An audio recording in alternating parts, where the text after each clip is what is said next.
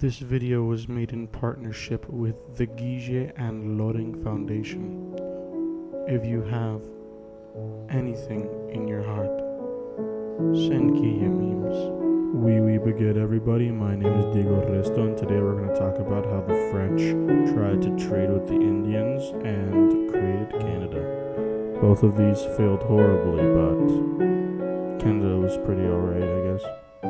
You see, I have a lot to talk about today, and although I would love to just talk about the French in general, we have a couple of specific topics that I must speak of. And although I would love to just answer all the questions and get this video over with, instead we're going to have 3 separate parts to keep this video nice and interesting. First of all, we're going to talk about the questions. We're going to answer the questions. Second of all, we're going to talk about our boy Samuel de Champlain. Isn't he pretty? Third of all, we're going to knock off some fun facts about France, our motherland. Now here's the thing, ladies and gentlemen, I know exactly what you're already thinking. I bet right now you're probably thinking that you want me to describe how European competition plays out in the Indian subcontinent. Well, boy, do I have an answer for that question, baby. I don't think I should include the baby part. I think I should take that part out. The most important part to remember about competition in the Indian subcontinent is that no one wants to do it, but everybody wants money. The English are definitely the best at using the Indians for their own reasons, I guess. They had the most famous East India Company, with France having their own one and the Dutch also having one. But then the France were smart and got rid of the Dutch one because they wanted more of the cake. And then England was like, oh no, we don't want no French in our region. And then the English were all like, we'll fight you in India. And the French was like, we don't really appreciate that. So the French took a couple of their forts and they stopped fighting. And then the French left anyway, even though they were winning. So, good job, French. Hey, do you guys want to hear something cool? So Samuel de Champlain is like top 10 anime supervillains to the Indians. Like, they don't like that guy at all. He is thought by many a historian to be one of the best French explorers. Honestly, I don't think he's that great. I mean, all he really did was found Canada. Is it found or find? Founded. He founded Canada. And Canada's pretty alright. But the only reason we even picked him is because, like, he's got a pretty face. Sammy had a great sense of direction. And the way he got his start was by being a navigator as a guest to other famous explorers before getting his own position in the court and being able to explore as a leader. Did you know that France is the most visited country in the world? It's not even because it's that great either. It's just that a bunch of Americans are just like, hey, let's go over to France and get some spaghetti. Now, by now you're probably thinking, how did France rule its empire? And what were its policies on religion? What a coincidence! France was very good at being bad at taking things over. They tried to take over Rio and they tried to take over Florida and failed both times. Not only because they weren't very interested, but also because the Spanish are too good at their jobs and the Portuguese are really good at being Brazil. The few colonies that it actually had, Canada included, weren't really all that successful and usually had very low populations because they would all die during the winter. Thankfully, email didn't exist yet and people didn't notice until like way later. When it came to religion, the French didn't really care about it that much, but the Catholic Church kept making them convert people to Catholicism. So now the French don't really like the Catholics that much. Now, while the French are way too busy being bad at taking over stuff, Samuel de Champlain is up in the north exploring stuff.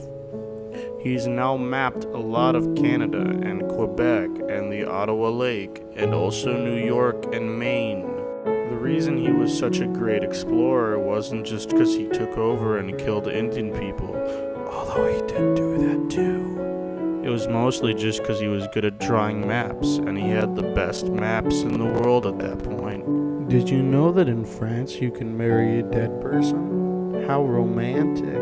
Right now, one of your questions is probably, how did other European nations challenge Spanish power?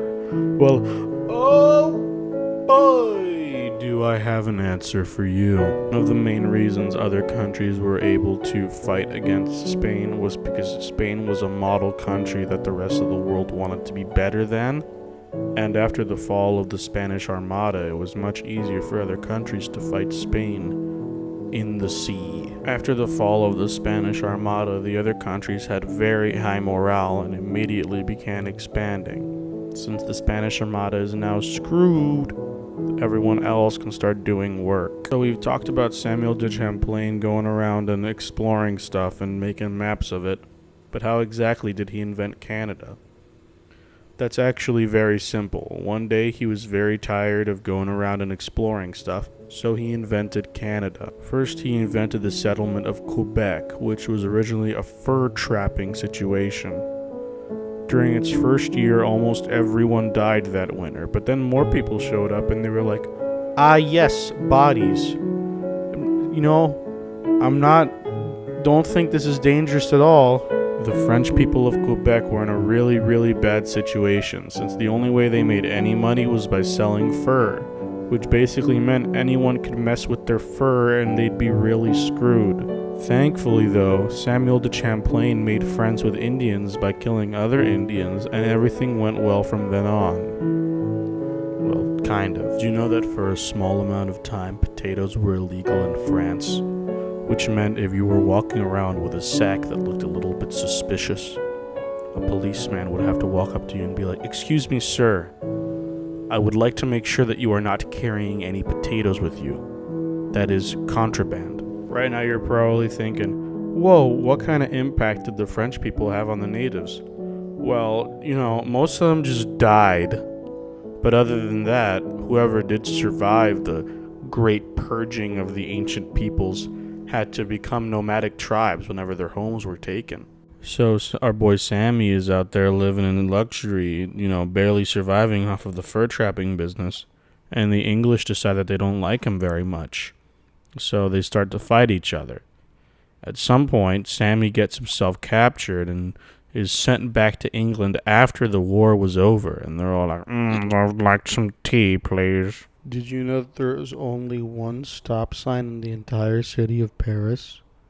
The only reason that I'm including this fact is so that I can use this clip. Stop! You violated the law. Pay the court a fine or serve your sentence. Your stolen goods are now forfeit. Then pay with your blood! So right now you're probably like, oh man, Quebec sounds pretty nice. I would like you to describe Quebec to me. Well, first of all, it wasn't even called Quebec. It was originally called New France. And it wasn't even as good as Old France, and Old France wasn't even that good anyway. So what's the point? You see, the thing about Quebec is that they didn't really do any agriculture there. They made almost all of their money for food from selling furs and stuff, which made them extremely poor. And after all those fights and stuff, and the English were like, yeah, have at you, fiend. The Quebecian people didn't really have that good of a time. So after he was released from England, he went right back to France and was like, hey, king, can I go back to Quebec? And he was like, why would you ever want to do that? And he was like, I'm going to do it. So he did it, and he went back to Quebec, and he continued exploring and being the governor of Quebec. And then he came back and he died in France, and then he was old by the time that happened, which is actually kind of rare for this time period. That's really all I have to say, so if you'll excuse me, I would like the DJ in the house to please play me the French